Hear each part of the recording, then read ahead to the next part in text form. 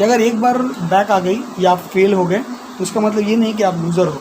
हर loser का भी एक दिन आता है। आज के व्लॉग में हम लोग बात करेंगे मेरे एजुकेशन लाइफ के बारे में और देखिए इंटरेस्टिंग लगेगा, मुझे ऐसा लगता है, और आप लोगों को जानने को मिलेगा कि अपन एक स्टोरी टेलर भी है।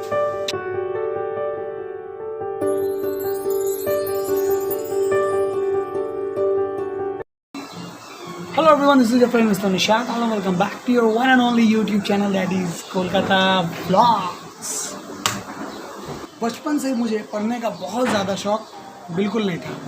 हाँ, मुझे बचपन से पढ़ने का बहुत ज़्यादा शौक नहीं था, लेकिन मुझे बहुत अच्छे तरीके से याद है कि मैं क्लास 7 में पढ़ रहा था और पढ़ने में अपन बहुत अच्छा भी नहीं थे। तो हमारे यहाँ एग्ज़ाम का आप लोगों का क्या सिस्टम है मुझे मालूम नहीं है, लेकिन मैं हमारे ज़माने का सिस्टम बता दे रहा हूँ। उस ज़माने तक हमारे यहाँ यूनिट टेस्ट आया भी नहीं था। हमारे यहाँ जो सिस्टम चल रहा था 6 महीने में एग्ज़ाम, हाफ ईयरली, साल में एक बार एग्ज़ाम, एनुअली, एकदम मामला पूरा सेट था। दोनों में पास होना बहुत ज़रूरी था। अगर हाफ ईयरली में थोड़ा रिजल्ट ख़राब भी होता है तो गार्जियन को बुलाकर थोड़ा समझा के फिर फाइनल में भेज दिया करते हैं। जो भी 8 सब्जेक्ट था, तो 8 सब्जेक्ट में से अपन 7 सब्जेक्ट में फेल हो गए। हाफ ईयरली एग्ज़ाम में 7 में फेल हो गए, सिर्फ 1 में पास हुए। क्या आप गेस कर सकते हैं वो एक सब्जेक्ट कौन सा था?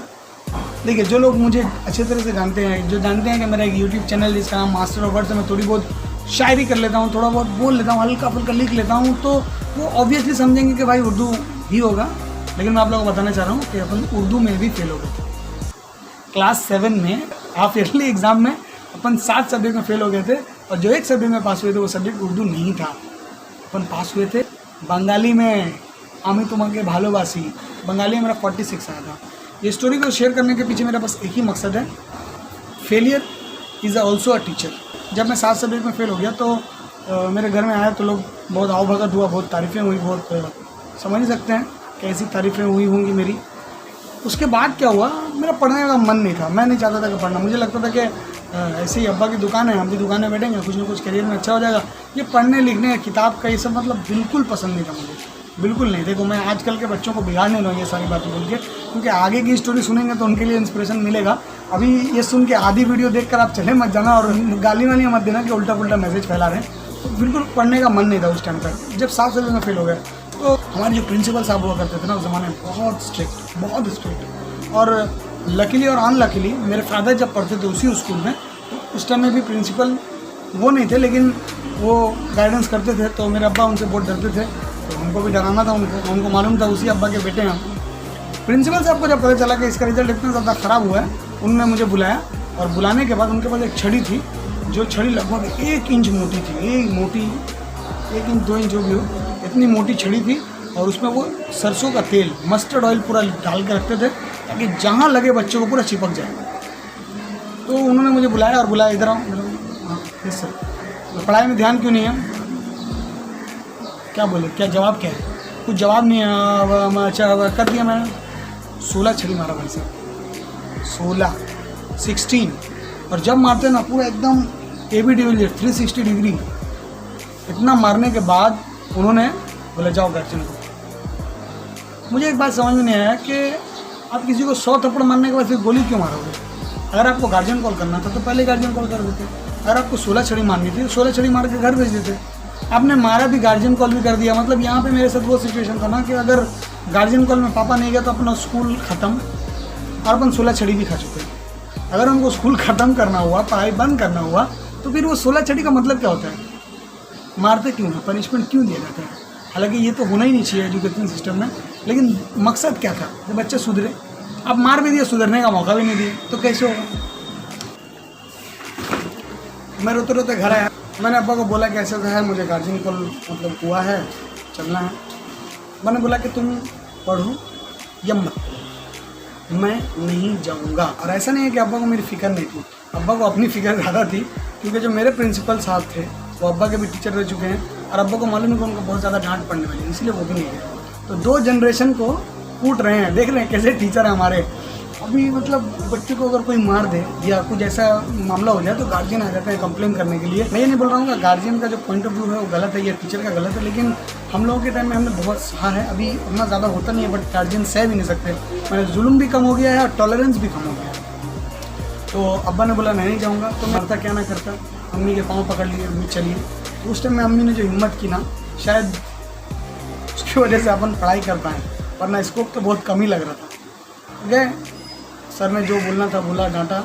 अम्मी के सामने सर ने एक चमाट इधर, एक चमाट उधर, एक चमाट इधर, एक चमाट उधर, मुझे बहुत अच्छे तरीके से 6 थप्पड़ मारा। और सर के हाथ में जो जोर है, बाबा कसम से ज़बरदस्त जोर है सर के हाथ में। तो सर के 6 थप्पड़ ने मेरे गाल में उनके हाथ का दाग बनाने में एक ज़बरदस्त कामयाबी हासिल कर ली। हाँ, उसके बाद सर ने मुझे एक सवाल पूछा, उसका जवाब जो मैंने दिया ना भाई साहब, ज़िंदगी का टर्निंग पॉइंट हुई है। सर ने मुझसे पूछा, पढ़ाई करना है? मैं इस डर से हाँ नहीं बोला कि पढ़ाई करना है, इस डर से कि अगर ना बोल दिया तो फिर कितना मारेंगे। 16 छड़ी हो चुका है, घर में इतना नाटक हो चुका है, 6 थप्पड़ हो चुका है, अब क्या होना बाकी है? मैंने कहा पढ़ना है, बैग लो ऊपर जाओ। उस दिन बैग में सर रख के अपन रो रहे थे।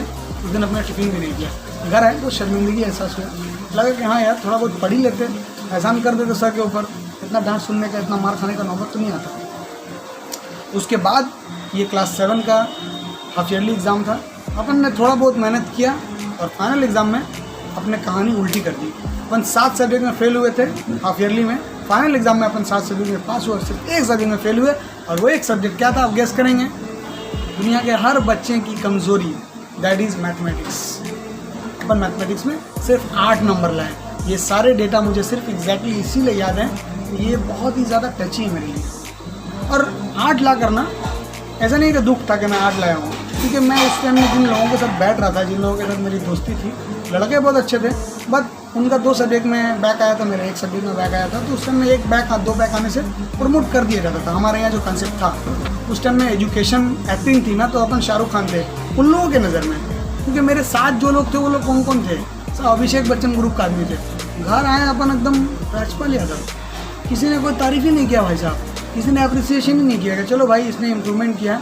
घर में बोलने लगा, अरे मैथ में 8 लाया है, मैथ में 8 लाया है, मैथ में 8 लाया है। क्या हुआ, मैथ में 8 लाया तो 8 तो लाया है, हाफ ईयरली में 3 लाया, किसी को याद नहीं था। खैर नहीं मिली तारीफ, एडजस्ट कर लेती।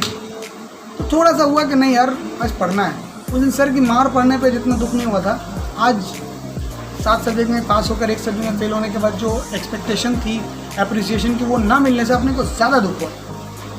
और अपने ने उस दिन इरादा कर लिया कि अपन पढ़ेंगे। राजदीप सर जो हमारे एक टीचर थे, उनकी एक बात मुझे बहुत अच्छी लगी कि ज़िंदगी के उस फील्ड में जाना जहाँ पे तुम हीरो बन के रह सको, ताली बजाने के लिए तुमको मैदान में जाने की कोई ज़रूरत नहीं, तुम घर में बैठ भी मैच देख सकते हो। बस कुछ इंस्पिरेशन, कुछ चाहत, कुछ दोस्तों की बातें, कुछ घर वालों का ताना, सब मिलजुल के काम किया और अपन 8 में पहली बार ऑल सब्जेक्ट में पास हुए। इस बार मैथमेटिक्स में अपना 39 आया। हाँ, आई गॉट 39। मेरे हिसाब से बहुत ज़्यादा था, क्योंकि जो बंदा 3-8 ला रहा था उसने 39 लाया भाई, इसकी खुशी का कोई अंदाज़ा तो समझो। और अपन पहुँच गया क्लास 9 में और अपना रोल नंबर 9। थोड़ा बहुत यहाँ से इम्प्रूवमेंट हुआ और पढ़ने का थोड़ा सा शौक़ पैदा हुआ। बहुत सारे सर जो हैं, फ़िदा हुसैन अंसारी सर जिनका नाम मैं लेना चाहूँगा, इनका बड़ा इन्फ्लुएंस रहा हमारी ज़िंदगी में। और अपन माध्यमिक एग्ज़ाम में मैथ्स में 74 लाए, ये मेरी ज़िंदगी का बहुत बड़ा अचीवमेंट है। मुझे नहीं मालूम कि आप लोगों के लिए 74 बहुत ज़्यादा है कि नहीं, लेकिन मेरे लिए 74 बहुत ज़्यादा है। उसके बाद से हमने पढ़ने का थोड़ा शौक़ हासिल किया, थोड़ा बहुत पढ़ाई की है ज़िंदगी में और अभी तक पढ़ ही रहे हैं। देख लीजिए इतने सारी किताबें आप लोगों को नज़र आ रही हैं हमारी, और विशेष करके सुबह उठकर ये किताब भी पढ़ते हैं जिसको दुनिया अखबार कहती है। मैं ये स्टोरी आप लोगों के साथ इसलिए शेयर करना चाह रहा था कि अगर एक बार बैक आ गई या आप फेल हो गए तो उसका मतलब ये नहीं कि आप लूज़र हो। हर लूज़र का भी एक दिन आता है, और ऐसा नहीं है कि अपना दिन बहुत ज़्यादा बड़ा आ गया, अपन बहुत महान आदमी बन गया, ऐसी कोई बात नहीं है। लेकिन 100 में 3 नंबर लाया था मैंने, वहाँ से 100 से 74 का सफ़र मैंने किया, जो मेरे लिए बहुत ही ख़ास है। और मुझे लगता था कि आप लोगों को बताना बहुत ज़रूरी है, इसलिए मैंने आपको बताया। अगर आपको मेरी कहानी अच्छी लगी तो लाइक कर दीजिए, नहीं अच्छी लगी तो डिसलाइक कर दीजिए। क्यों नहीं अच्छी लगी कमेंट बॉक्स में बता दीजिए। और हाँ, अगर आप नए हो तो चैनल को सब्सक्राइब कर दीजिए। Thank you so much for your unflagging love. Bye, take care, खुदा हाफिज़। गलती से माफ़ करना, जो कुछ हुआ खली बल्ली दुआ मुआ में याद रखना। मैं ये नहीं बोल रहा हूँ कि गार्जियन का पर्सपेक्टिव गलत है, मैं ये नहीं बोल रहा हूँ कि गार्जियन का पर्सपेक्टिव गलत नहीं,